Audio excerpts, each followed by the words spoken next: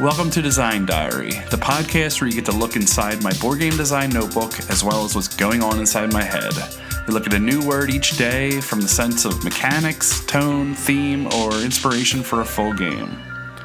Today's word is meld, to blend or mix together or merge. So it's Friday. I'm excited. We got a good couple episodes coming up this weekend.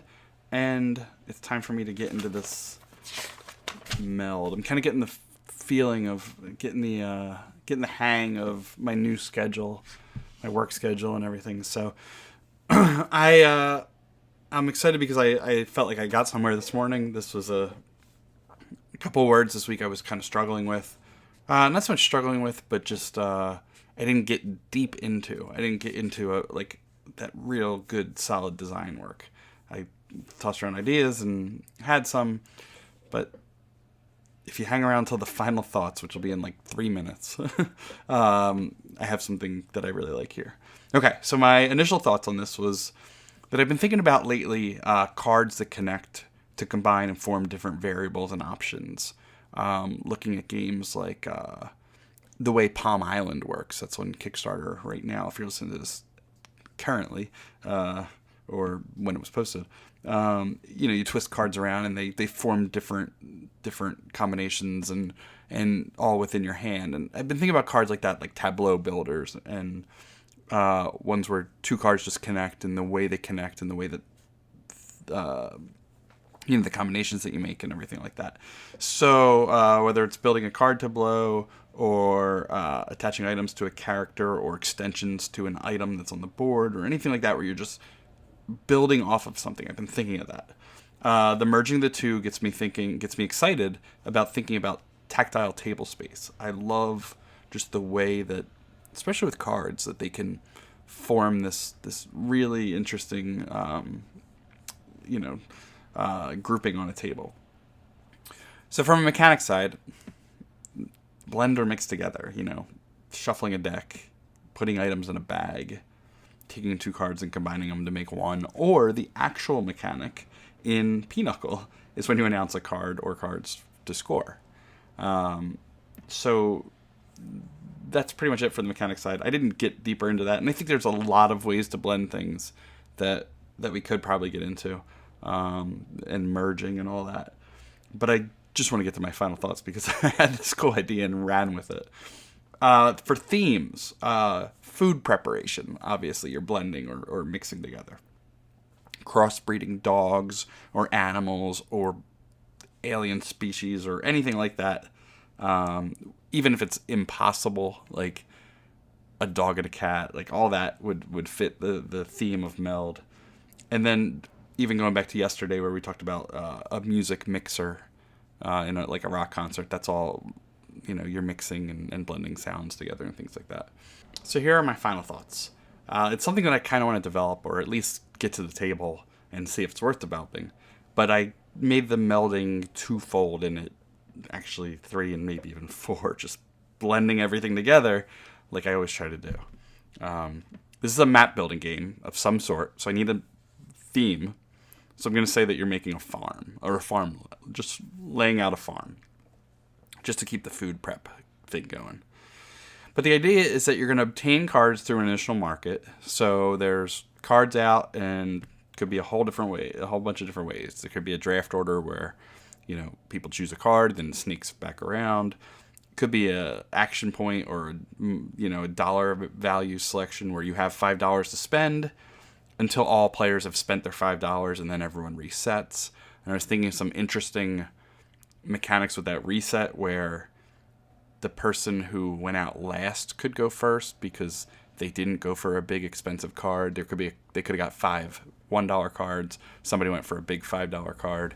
So the person who kind of took their time in the first round gets to go first in the second round and maybe, go all in. I don't know. You're sacrificing that first round's valuable cards for control in the second round.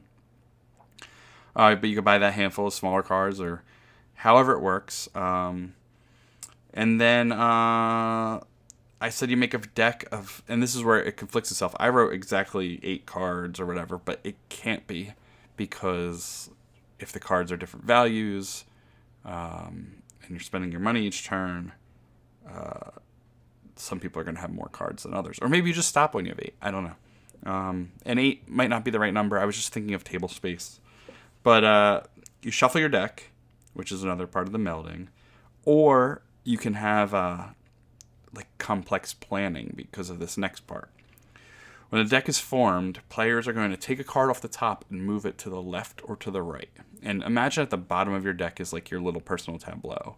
And it's just like card size, or maybe taller so it sticks out from the bottom and you can see it. But imagine you take a card and you move it to the left or right. And each card is split into like a grid, maybe just like a 2x2 grid or something like that. So it's moved to the left or right, and it forms a little bit of this map. So the next card that's on the top of your deck, you need to now move to the left or right. So let's say you move the first one to the right. This one can go to the right and cover up some of the one that you just previously moved to the right. It could cover up none of it by going further to the right of it, or it can go to the left.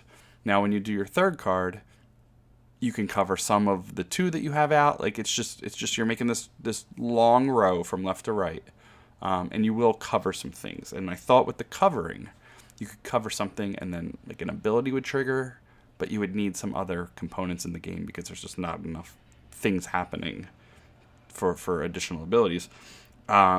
Or the meld from Pinnacle could come in. When you cover something, you score it.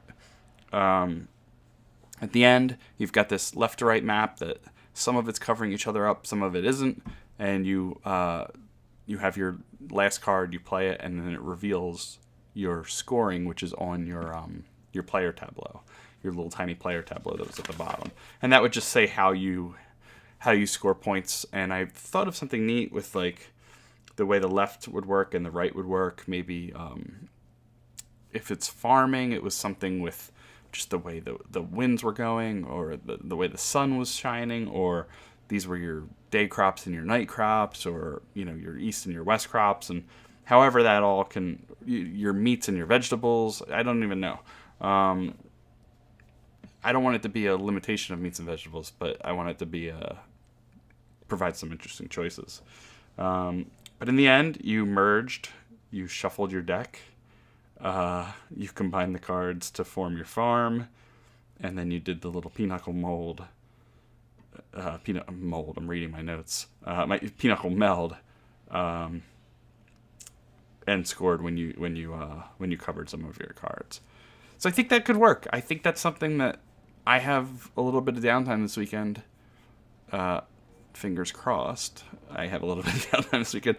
This is something I could easily just start to just mock up with just some index cards and things like that, just to see even as a single player, just if those actions are interesting, and if I can make something out of it. I haven't been able to do that in a little while, but time's starting to free up a little bit, so I'm going to try it. So that's this episode. That's this week. It's been a cool week. Lots of cool words. I have the words for next week in front of me, and I could give you a tease. Maybe I'll give you a tease. Do you want a tease? I've never done that. A word for next week. Here's one of them. I'm just gonna play it off the little thing. Exegesis. Did that blow out your ears? That was kind of loud. Yeah, I'm not even going to say what it is, but that's one of the words for next week. All right, thanks again, and that's it for today. This weekend we have James O'Connor here to discuss 2 different words, and one of them is really, really cool. It's a cool word that I definitely didn't hear before or could pronounce or anything like that. So hang tight and share your designs, and we'll see you around. Thanks.